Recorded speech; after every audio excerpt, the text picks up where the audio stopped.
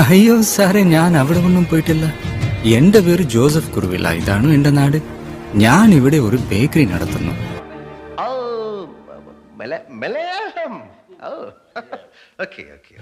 ഒരു ചെറിയ ആക്സിഡന്റ് അറിയാണ്ട് ചേട്ടന്റെ പേരിൽ ഒരു കംപ്ലൈന്റ് കൊടുത്തു. ഇനി അതിന്റെ മേലിൽ ഒരു പ്രശ്നം വേണ്ട. അതാ പ്രാതി തിരിച്ച് മെഡിക്കാൻ വന്നു. ഞാൻ ഒപ്പിട്ടിട്ട് പോകാമോ അതോ നിൽക്കണം?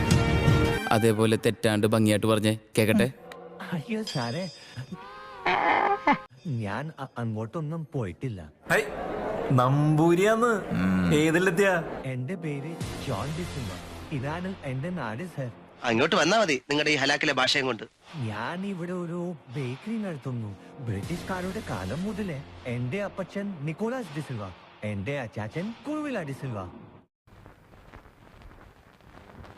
ഇപ്പോ ഞാനത് നടത്തുന്നു. സാറ് പറയുന്ന പോലെ മലയാളം ഞാത്തി ദേറാദൂനും ഞാനുമായി സംബന്ധമില്ല.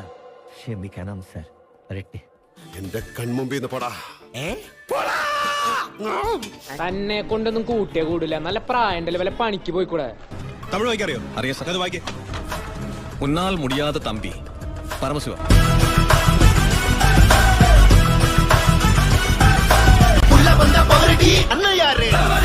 ലക്ഷത്തിൽ ഒന്നേ കാണും ഇതുപോലൊരു ഐറ്റം.